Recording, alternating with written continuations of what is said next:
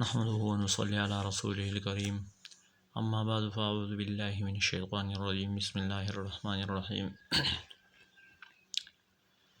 یو سوال داسې ذکر کیږي چې یاره یو کس د بل کس نه معلومات وکړي چې یاره تاسو ښه یئ، هغه ورته جواب ورکړي چې الله او د الله رسول دې ستاسو هم خیر وکړي، یا موږ ښه یو او الله او الله رسول دې ستاسو هم خیر وکړي.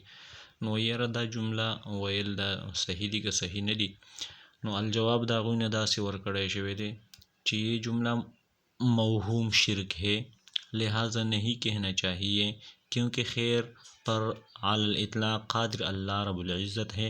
البتہ یہ کہنا چاہیے کہ تمہاری خیر کرے اللہ، یا اللہ خیر کا معاملہ فرمائے کہنا چاہیے.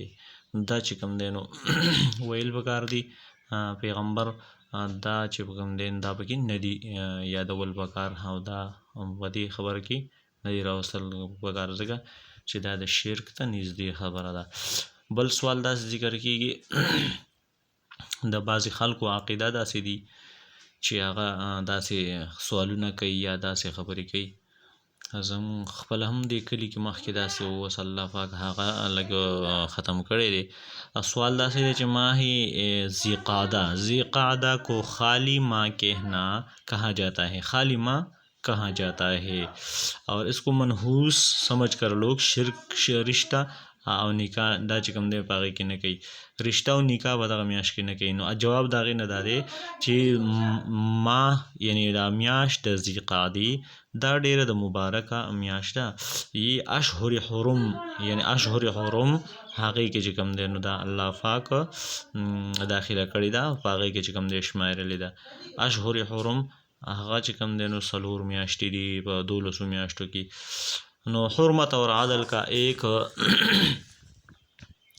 مشہور مہینہ ہے، قرآن شریف میں اسی کا بیان ہے. منہا اربعۃ حرم، یعنی وہ 12 ماہ میں 4 عادل عزت کے ہیں.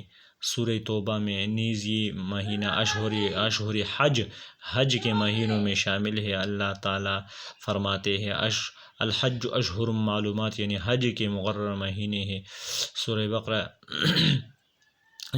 حج کے 3 مہینے شوال، ذی قعدہ اور ذی الحجہ دا باغی کی چکم دینو دے.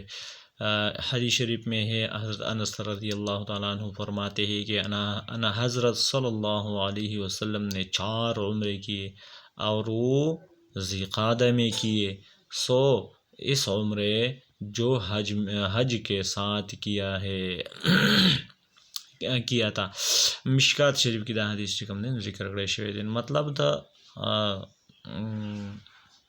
سوال او جواب دا شو چې دا ډیره د عزت میاشت ده، نو دې ته سپک کتل نه دي پکار، په دې کې رښتې کول پکار دي. دغه رنګې ماہ سفر کې هم دقه رنګې سوال کړی شوی دی چې یاره بعضې خلک د ماہ سفر یعنی سفري میاشت ده، د سفري میاشت شروع شوه، په دې کې دا کار مه کوئ، دا د خلکو عقیده وه. نو وایي د دې باره کې د خلکو دغه عقیده ده او د دې باره کې شریعت څه وایي. نو وایي مذکورہ خیالات اور عقائد اسلامی تعلیمات کے خلاف ہیں.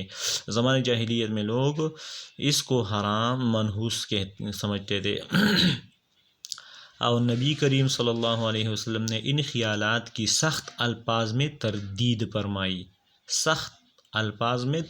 فرمائی. نو الله تعالیٰ دې مونږ او تاسو د دغې عقیدونه دا چې کوم دی نو مونږ بچ وساتي. نو دا د سفر میاشت یا د ذی قعدې میاشت دا چې کوم دی نو منحوس نه دي، بلکې دا خو حالات راولي الله پاک خلکو باندې.